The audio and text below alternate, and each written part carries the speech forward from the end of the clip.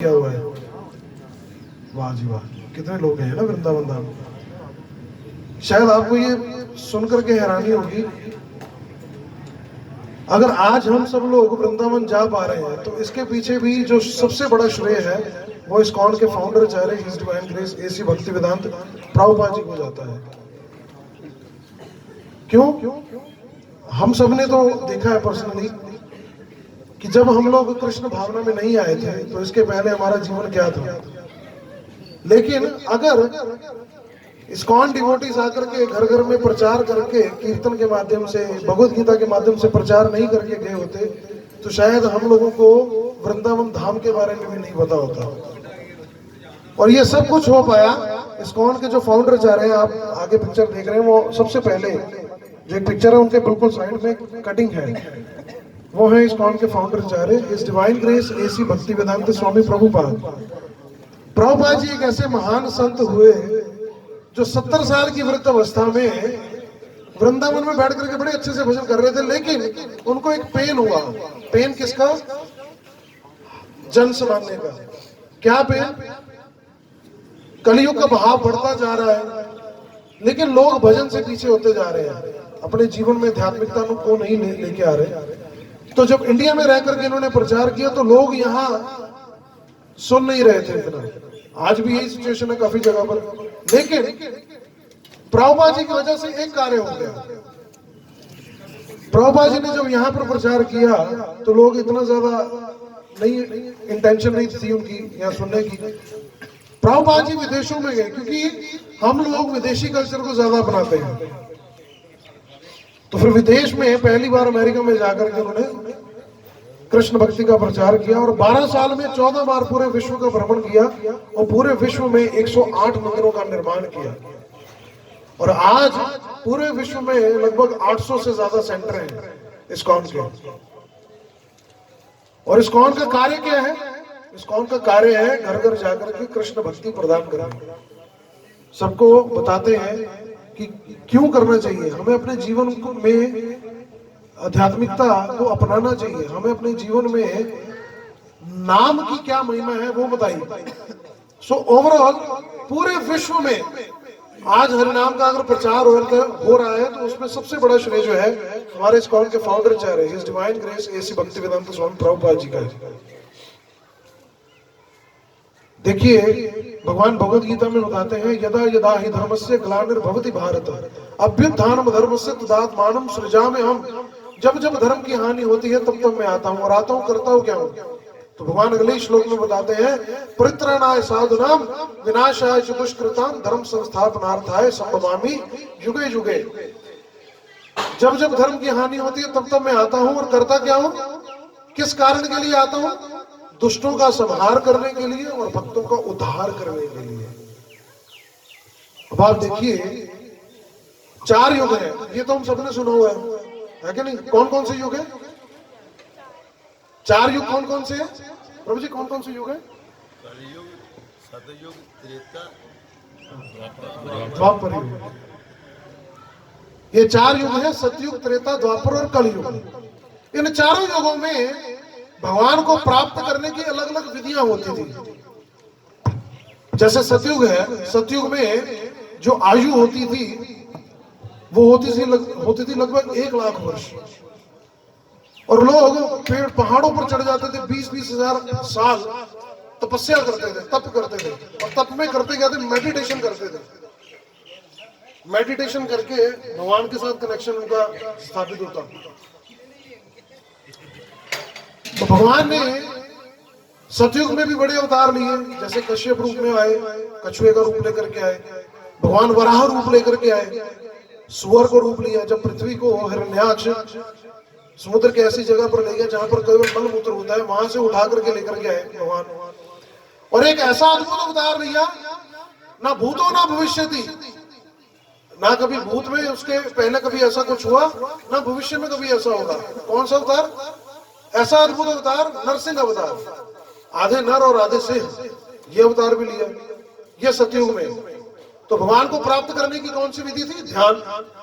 लेकिन अभी कलयुग के साथ हम बाकी युगों का कंपैरिजन करें तो एक सिंपल सी बात है, आजकल कलयुग में आयु जो है वो कम हो गई।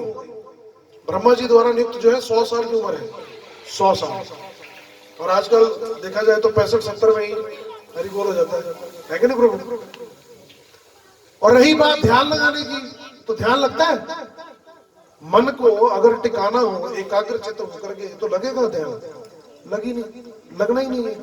क्योंकि मन मंकी की तरह है, बंदर की तरह, कभी इधर फुदकेगा कभी उधर फुदकेगा, है कि नहीं? तो मन तो टिकता ही नहीं है। तो फिर सतयुग वाली विधि कलयुग में पॉसिबल है? नहीं है, नहीं है प्रभु, है कि नहीं? अगला युग कौन सा था? त्रेता युग।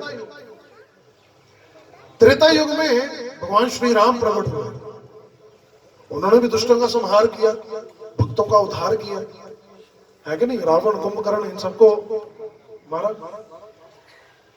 लेकिन उस टाइम पे युग की जो एज थी वो होती थी 10,000 साल, 10,000 साल उम्र होती थी। और उस टाइम पे भगवान को प्राप्त करने की क्या विधि होती थी? हवन यज्ञ करने। अब त्रेता को कलयुग के साथ देखें, कंपैरिजन करें। अब बताइए, उस टाइम पे आयु बड़ी थी, हवन यज्ञ करते थे, उस टाइम पे ब्राह्मण प्योर थे, शुद्ध ब्राह्मण होते थे, है कि नहीं? आहुतियां प्योर होती थी। लेकिन आज की डेट में अगर हम लोग उसको देखें, आजकल ब्राह्मण प्योर मिलते हैं? कास्ट में पीछे जरूर लिख देते हैं शर्मा जी, मिश्रा जी। शर्म आती नहीं है किसी तरह की, कोई भी उल्टे सीधे कार्य करने में। फैक्ट है प्रभु, है कि नहीं? और दूसरी बात, उस टाइम पे ब्राह्मण प्योर होते थे, आहुतियां प्योर होती थी। लेकिन आजकल कलयुग में गाय का घी प्योर नहीं मिलता, गाय का दूध भी प्योर नहीं, उसमें भी मिलावट करके मिलती है। तो फिर आहुतियां कहां से मिलेगी प्योर? ना ब्राह्मण प्योर रहे, ना ही सामग्री प्योर है। तो ये भी पॉसिबल नहीं है। हवन यज्ञ करने में उस टाइम पे प्रगाढ़ संस्कृत के विद्वान होते थे, आज भी है, लेकिन क्षणे क्षणे हो गए। आज अगर हम लोग मंत्र का उच्चारण करेंगे तो वो भी कुछ ना कुछ उल्टा सीधा बोल देंगे। भगवद गीता का श्लोक पढ़ना हो संस्कृत में तो उसको भी तोड़ मरोड़ करके पढ़ते हैं, है कि नहीं?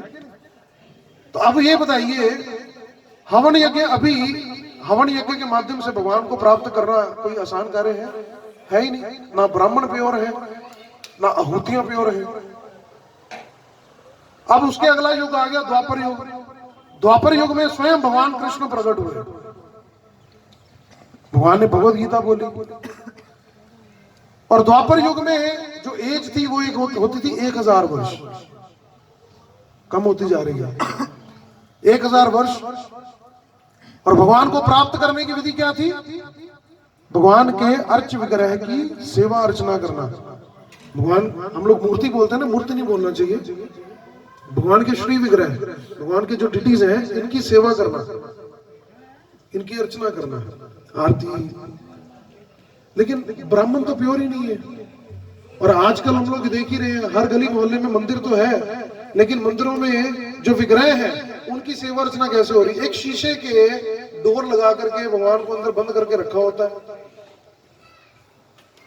भगवान की सेवा अर्चना जो है उसका नियम क्या रहता है? डेली वर्शिपिंग होनी चाहिए। जैसे हम लोग सुबह बात लेते हैं, हम अपने सारे कार्य करते हैं, वैसे ही भगवान की सेवा अर्चना होनी चाहिए। लेकिन आज की डेट में हम लोग देखें, मंदिरों में देख लीजिए, हमारे जो नजदीक मंदिर है वहां पर भी आप देख लीजिएगा, साल में 1 या 2 बार भगवान के वस्त्र चेंज किए जाते हैं,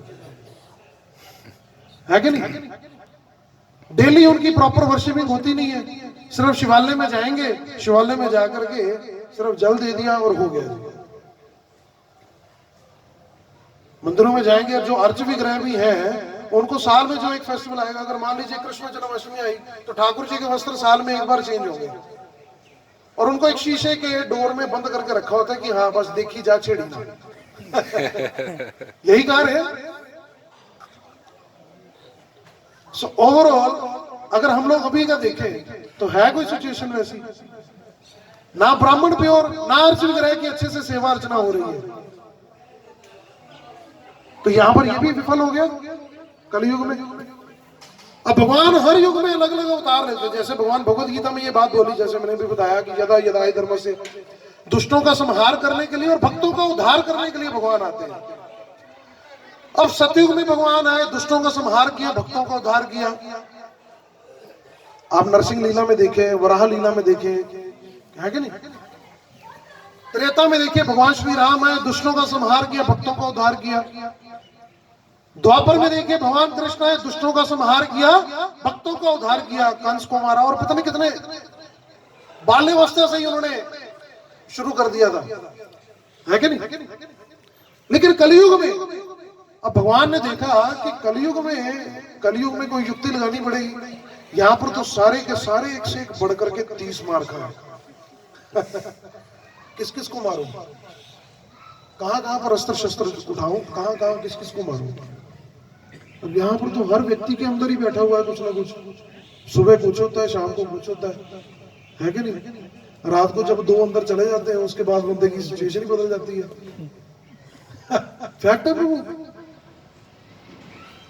तो कलयुग में अगर देखा जाए तो फिर क्या रह गया। अब भगवान बोले कि मैं किस किस को मारूंगा। तो भगवान ने 2 अवतार लिए। भगवान ने 2 अवतार लिए कलयुग में। पहला, आज से लगभग 535-36 साल पहले भगवान मायापुर नवद्वीप में भगवान प्रकट हुए। किस नाम से उनको जाना गया, हम सब ने अपने स्कूल में भी पढ़ा हुआ है, हम सब ने पढ़ा हुआ है। 8वीं 9वीं क्लास में सोशल स्टडी में एक चैप्टर होता था उनके ऊपर, श्री कृष्ण चैतन्य महाप्रभु। चैतन्य महाप्रभु एक ऐसे भगवान के अवतार हुए जिनको एक संत की तरह दर्शाया गया। क्योंकि चैतन्य महाप्रभु वेस्ट बंगाल में प्रकट हुए लगभग 535-36 साल पहले। 48 ईयर तक, 48 साल तक भगवान ने इस जगत में लीला की। मायापुर वेस्ट बंगाल में भगवान का प्रकट हुआ और उन्होंने अपनी लीला जो है जगन्नाथपुरी में विश्राम किया।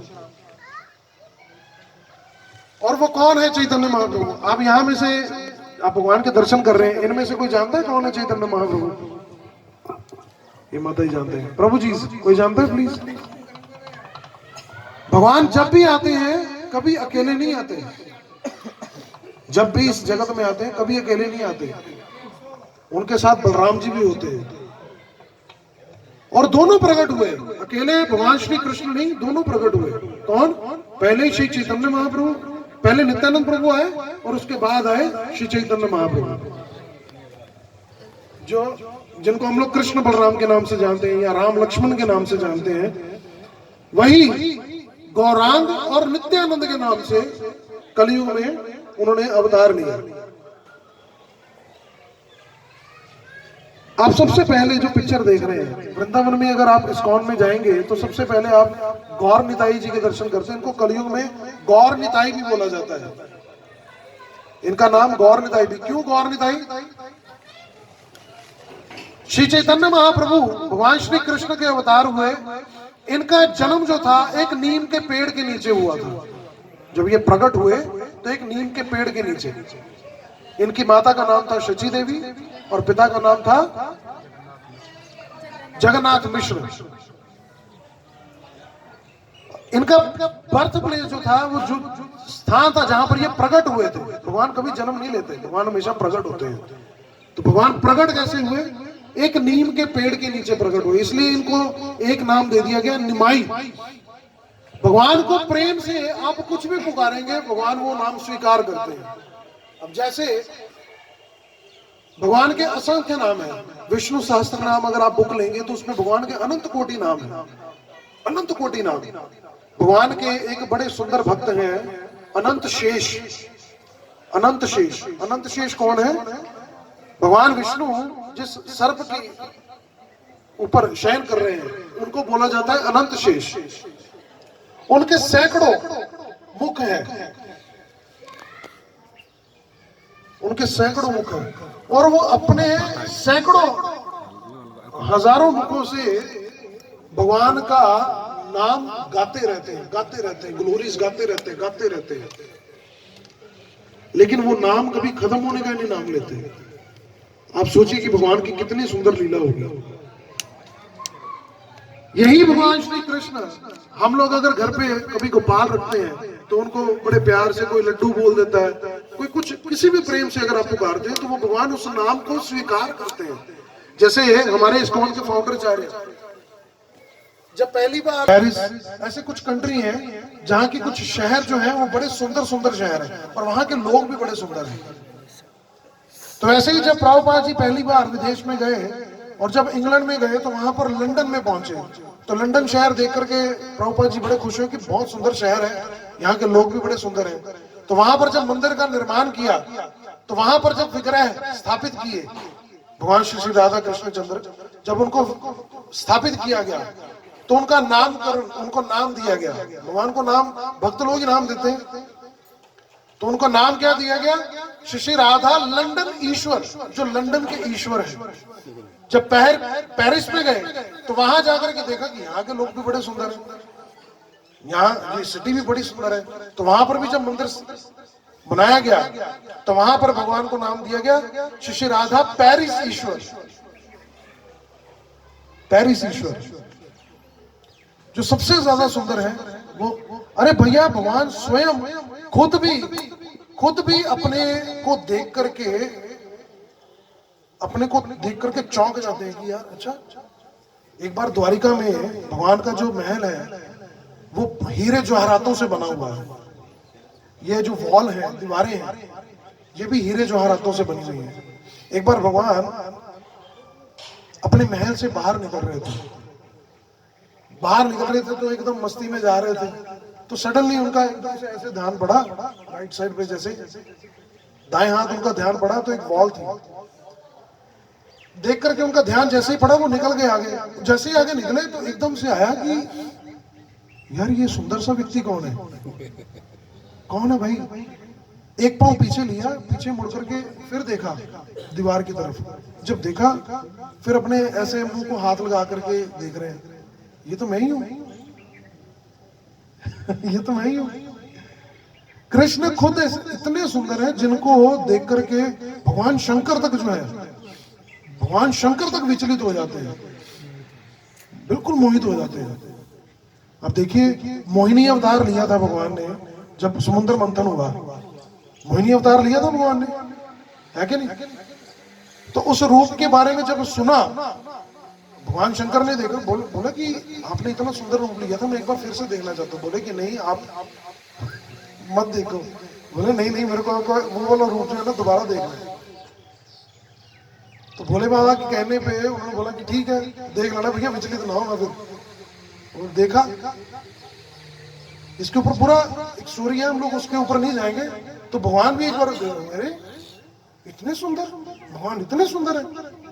तो भगवान एक्चुअली में बड़े सुंदर है। आप देखिए कोई सिंपल सी बात है, एक चीज बताइए, कोई गोरा व्यक्ति हो वो ग्रूमिंग करे तो बड़ा अच्छा सा लगता है। कोई बिल्कुल डार्क कम्प्लेक्शन, डार्क ब्यूटी जो है, आपको कृष्ण के अलावा कहीं पर देखेंगे तो आपको लगेगा ही नहीं कि यार ऐसा भी कोई होता है। कोई काला होकर के भी इतना कैसे सुंदर हो सकता है। मैं प्लीज इसको गलत वे में नहीं लेके जाना, एक ओवरऑल बात कर रहा हूँ, फैक्ट है। आप यकीन मानिए साउथ अफ्रीका में काले लोग है ना ज्यादा, उनको नीग्रो भी बोलते हैं हम लोग, है ना? वहां पर एक बार क्या हुआ, इस्कॉन का मंदिर बना। जब इस्कॉन का मंदिर बना तो वहां पर भक्त लोग बैठ करके बड़ा अच्छे से अपना भजन कर रहे थे। अब साउथ अफ्रीका में क्या है कि वहां पर ना लुटेरे बड़े आते हैं, कहीं पर भी घुस जाएंगे, बड़े हुष्ट पुष्ट होते हैं, बल भी उनमें अंदर ज्यादा होता है, शक्ति बड़ी अच्छी उनके अंदर होती है। वो ना जी इस्कॉन के मंदिर में आ गया। मंदिर में आकर के उन्होंने जी सब उथल पुथल करना शुरू कर दिया, ये बिखेर, ये भी लूट लो, ये भी लूट लो।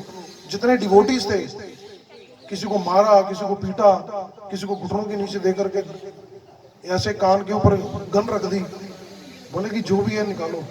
तो इतने में सामने देखा कि भगवान के अर्च विग्रह हैं। अर्च विग्रह कौन से? भगवान स्वयं राधा और कृष्णचंद्र थे। जब राधा कृष्ण को देखा तो बोले कि ये कौन है, ये दोनों कौन है? तो बोले कि ये हमारे भगवान है। तो बोले कि ये दोनों लवर हैं? दोनों प्रेमी है? बोले हाँ बिल्कुल प्रेमी है। तो बोले कि छोड़ दो, इनका कुछ भी नहीं लूटना हमने। कहते क्यों? क्यों नहीं लूटना भाई? बोले कि ये गोरी सी मेम और उसके साथ ये काला जिसके साथ उसका लव है, तो ये तो बड़ी अद्भुत सी बात है। तो इसलिए इसको ही उन्होंने मंदिर ही नहीं लूटा भगवान के वो सुंदर रूप देख करके। बोले कि एक काले के साथ गोरी, एक काले के साथ गोरी, तो उन्होंने मंदिर ही नहीं लूटा। उन्होंने वो छोड़ो निकल गए ऐसे। सो कहने का पर्पस ये, भगवान इतने अद्भुत अद्भुत कार्य कर रहे हैं। तो कलयुग में भगवान ने देखा कि यहाँ पर सब एक से एक बढ़कर के 30 मार गए। तो फिर भगवान ने एक अवतार लिया, कौन सा? श्री चैतन्य महाप्रभु के रूप में। चैतन्य महाप्रभु, इनको गौरांग भी बोला जाता है, इनको श्री कृष्ण चैतन्य भी बोला जाता है, इनको निमाई भी कहते हैं। अभी 2 दिन पहले 3 तारीख को नित्यानंद प्रभु जो इनके साथ है, बलराम जी, स्वयं बलराम जी हैं, नित्यानंद प्रभु, उनका अपीयरेंस डे सेलिब्रेट किया। जैसे हम लोग जन्माष्टमी सेलिब्रेट करते हैं वैसे ही बलराम पूर्णिमा होती है। सो सेम वे नित्यानंद त्रयोदशी हमने सेलिब्रेट किया 2 दिन पहले मंदिर में। तो नित्यानंद प्रभु स्वयं बलराम जी। तो भगवान ने कलयुग में कौन सा अवतार लिया? श्री चैतन्य महाप्रभु और नित्यानंद प्रभु के रूप में। और इन्होंने किया क्या? इन्होंने देखा कि कलयुग में कोई भी व्यक्ति जो है, यहां पर अगर किस किस को मारूंगा, भगवान आते हैं तो दुष्टों का संहार और भक्तों का उद्धार करने के लिए, लेकिन कलयुग में तो सारे दुष्ट हैं। तो उन्होंने बोला कि इनको कोई और सरल विधि देनी पड़ेगी जिससे ये कृष्ण भक्ति में जुड़े, भगवान के भजन में जुड़े।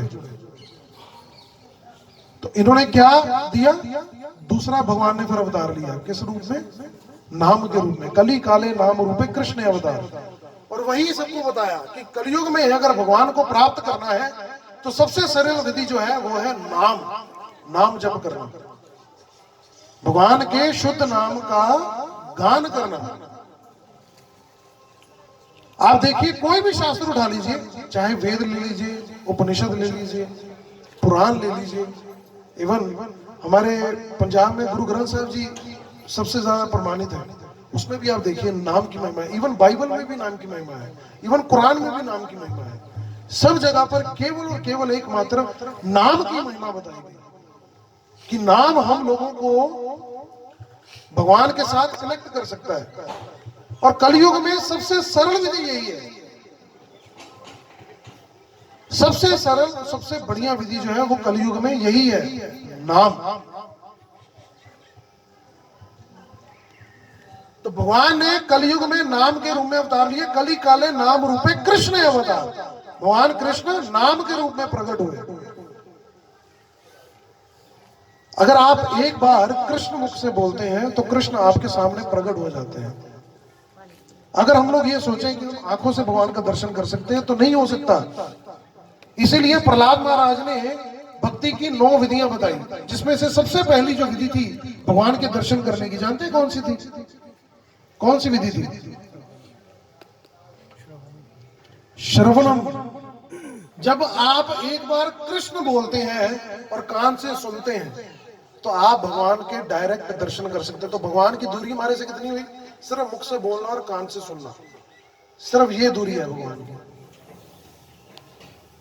सो इसलिए इस्कॉन यही कार्य कर रहा है।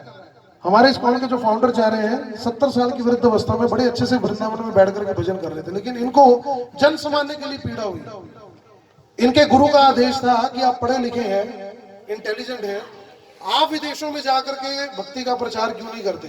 प्रभुपाद जी के जाने से पहले बहुत संत गए प्रचार करने के लिए, लेकिन हर व्यक्ति सफल नहीं हो पाया। लेकिन यही इतने सफल क्यों हो गए? और आज आप देखिए, आप फोन उठाते हैं, फेसबुक, इंस्टाग्राम, कुछ भी अगर निकालते हैं, यूट्यूब निकालते हैं, वहां पर कई बार आपको स्क्रॉल करते हुए कई विदेशी भक्त आपको कीर्तन में नाचते हुए, गाते हुए नजर आते होंगे, है कि नहीं? तो ये किसकी वजह से हो पाया? ये हमारे इस्कॉन के फाउंडर चाह रहे, हिज डिवाइन ग्रेस एसी भक्ति वेदांत प्रभुपाद जी की वजह से। इन्होंने कृष्ण भक्ति का प्रचार किया।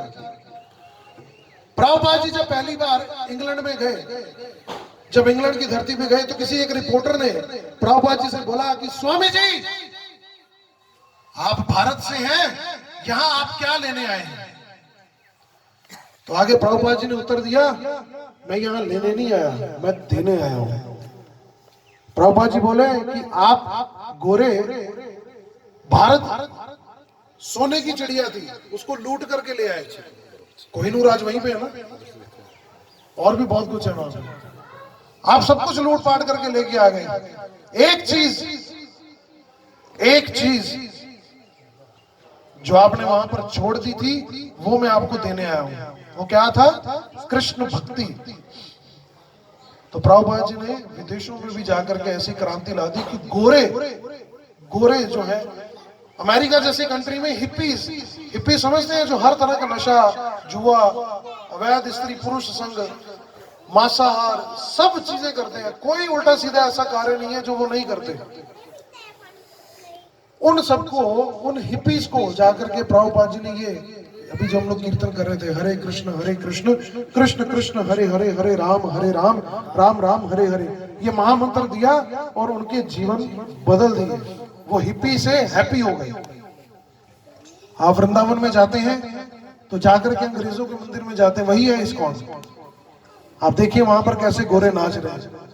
ये किसकी वजह से हो पाया? सब प्रभुपाद जी की वजह से। हम लोग भारत में रहते हुए भी हमारा दुर्भाग्य है, यहाँ पर भगवान कृष्ण ने, भगवान राम ने, भगवान की इतनी सुंदर सुंदर लीलाएं हुई, लेकिन हम लोग उसको धारण ही नहीं करते।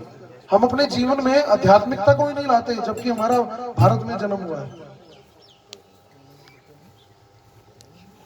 हरे कृष्णा कि प्लीज आप अपने जीवन में भगवान के नाम को जोड़िए। इसके लिए हमारे कितने साधु संतों ने अपना जीवन जो है सैक्रिफाइस किया। किसके लिए? सबको बताने के लिए, कि ताकि आप अपने जीवन में इसको जोड़ें। तो यही है मेजर कार्य।